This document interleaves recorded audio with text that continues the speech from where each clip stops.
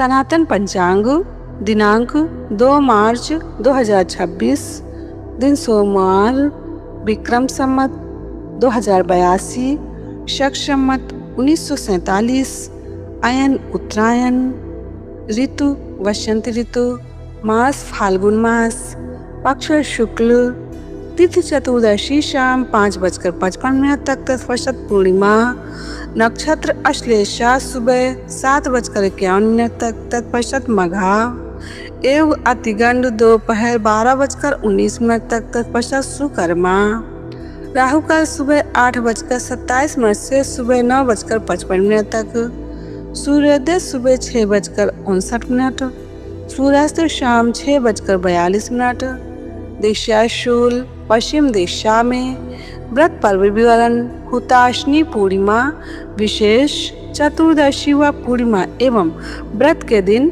स्त्री सहवास तथा तिल का तेल खाना और लगाना निषिद्ध है।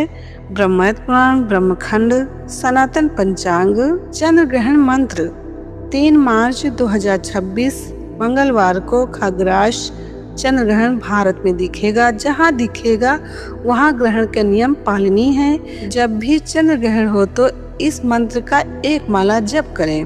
मंत्र है ओम ऐं क्लीं सोमाय नमः, ओम ऐं क्लीं सोमाय नमः, ओम ऐं क्लीं सोमाय नमः। श्री सुरेशानंद जी। सनातन पंचांग ग्रहण में क्या करें क्या ना करें। चंद्र ग्रहण और सूर्य ग्रहण के समय संयम रखकर जब ध्यान करने से कई गुना फल होता है।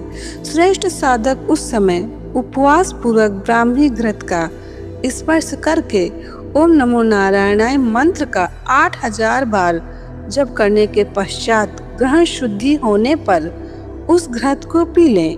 ऐसा करने से वो मेधा धारण शक्ति, कवित्व शक्ति तथा वाक सिद्धि प्राप्त कर लेता है। सूर्य ग्रहण या चंद्र ग्रहण के समय भोजन करने वाला मनुष्य जितने अन्न के दाने खाता है उतने वर्षों तक अरुंधुत नरक में वास करता है। सूर्य ग्रहण में ग्रहण 4 पहर यानी कि 12 घंटे पूर्व और चंद्र ग्रहण में 3 पहर यानी कि 9 घंटे पूर्व भोजन नहीं करना चाहिए। बूढ़े, बालक और रोगी 1.5 पहर यानी कि 4.5 घंटे पूर्व तक खा सकते हैं।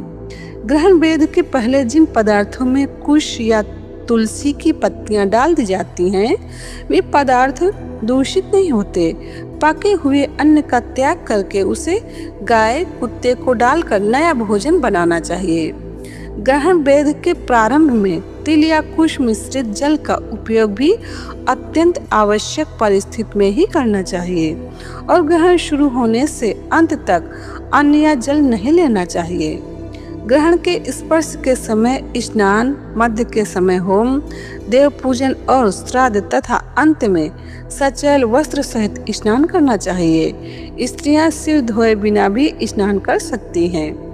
ग्रहण पूरा होने पर सूर्य या चंद्र जिसका ग्रहण हो उसका शुद्ध बिंब देखकर भोजन करना चाहिए।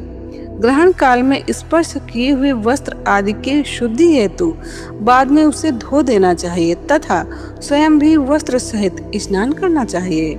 ग्रहण के स्नान में कोई मंत्र नहीं बोलना चाहिए। ग्रहण के स्नान में गर्म जल की अपेक्षा ठंडे जल में भी दूसरे के हाथ से निकाले हुए जल की अपेक्षा अपने हाथ से निकाले हुए की अपेक्षा जमीन में भरे हुए की अपेक्षा बहता हुआ, साधारण बहते हुए की अपेक्षा सरोवर की अपेक्षा, नदी का अन्य नदियों की अपेक्षा, गंगा का और गंगा की अपेक्षा भी समुद्र का जल पवित्र माना जाता है। ग्रहण के समय गायों को घास, पक्षियों को अन्न, जरूरतमंदों को वस्त्र दान से अनेक गुना पुण्य प्राप्त होता है। ग्रहण के दिन पत्ते, तिनके, लकड़ी और फूल नहीं तोड़ने चाहिए। बाल तथा वस्त्र नहीं निचोड़ने चाहिए व दंत धामन नहीं करना चाहिए। ग्रहण के समय ताला खोलना, सोना, मलमूत्र का त्याग, मैथुन और भोजन ये सब कार्य वर्जित हैं। ग्रहण के समय कोई भी शुभ व नया कार्य शुरू नहीं करना चाहिए। ग्रहण के समय सोने से रोगी, लघु शंका करने से दरिद्र, मल त्यागने से कीड़ा, स्त्री प्रसंग करने से सुअर और उपटन लगाने से व्यक्ति कोढ़ी होता है। गर्भवती महिला को ग्रहण के समय विशेष सावधान रहना चाहिए। 3 दिन या 1 दिन उपवास करके स्नान दान आदि का ग्रहण में महाफल है, किंतु संतान युक्त गृहस्थ को ग्रहण और संक्रांति के दिन उपवास नहीं करना चाहिए। भगवान वेद व्यास जी ने परम हितकारी वचन कहे हैं। सामान्य दिन से चंद्र ग्रहण में किया गया पुण्य कर्म जब ध्यान दान आदि 1 लाख गुना और सूर्य ग्रहण में 10 लाख गुना फलदायी होता है। यदि गंगा जल पास में हो तो चंद्र ग्रहण में 1 करोड़ गुना और सूर्य ग्रहण में 10 करोड़ गुना फलदायी होता है। ग्रहण के समय गुरु मंत्र, इष्ट मंत्र अथवा भगवान नाम जप अवश्य करें। न करने से मंत्र को मलिनता प्राप्त होती है। ग्रहण के अवसर पर दूसरे का अन्न खाने से 12 वर्षों का एकत्र किया हुआ सब पुण्य नष्ट हो जाता है। स्कंद पुराण में वर्णन है। भूकंप एवं ग्रहण के अवसर पर पृथ्वी को खोदना नहीं चाहिए।